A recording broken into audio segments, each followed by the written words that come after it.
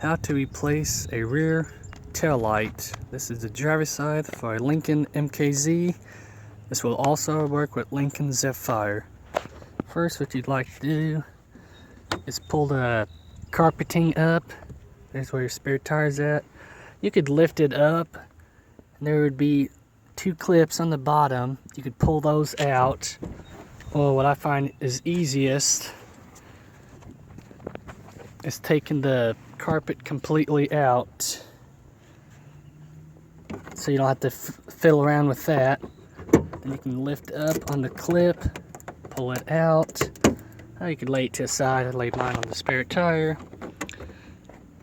Same way with the other side. Just pull it out just like so. There's going to be total 6 clips. One here, one on the back. Sorry if it keeps adjusting on the angles. One here, and one, I believe, right here. Just pull those out.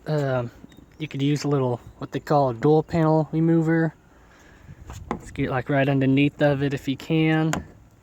Or if you're strong enough and brave enough to not break the clips. Just get a good tug on it, just like so. There's going to be clips, metal clips, I believe so, on the bottom of it. You do want to be careful with that. I've already broken some on it. Do the same way with the other side. Just give it a big, good tug. Yeah, that's where it'd be clipped in with those metal clips. And that's what they look like. Just pull up on it. Then you'd want to move the interior trim off. There is a couple clips if you want to take those out again too for better movement in it.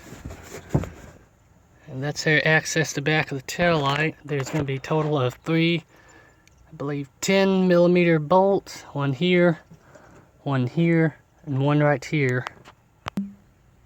To take it off, I would recommend using a deep well socket. I've done it before, and using the shallow head wouldn't work too well. So what you would want to do is remove those 3 bolts. Once you remove those 3 bolts, then you want to take off the turn signal just by twisting it counterclockwise. It should pull out just like so. There's also another wiring that's actually for the taillight assembly. You do want to, there's like a little tab on top of it. Don't know if you can see, push that in. And it should just come out, yeah, just like so. That little tab I was talking about right above there. Once you got those unplugged, I try doing it one-handed. You want to grab at the end, because there's a little place it kind of clips in, so you may have to give it a wiggle or so. I already got mine out. It's going to be in there kind of good, but you just pull it out. That's what I'm talking about. Sorry.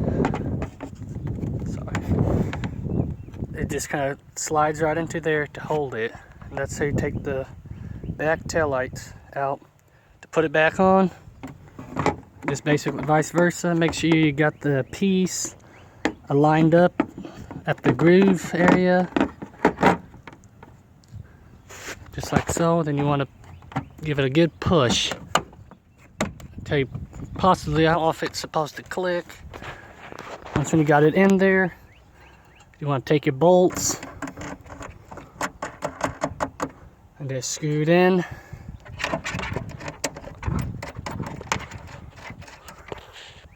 You'd want to screw it in all the way. I know I'm not screwing them all the way in. And don't forget to plug in your tail light, just like so. Don't forget to put in your turn signal. I've had that happen before. So you get in there and it's coated a certain way. We'll only go in one way. I don't know if I'm doing it right. Once you got it in the groove, it just turns and clicks in there. That's how you move it. Then once when you get the bolt back in, I'd never said this in the first time, but after you get the bolt back in, you want to put that through the little thread there. It'll go in all the way. And just put everything back how it went, like so. Thanks for watching.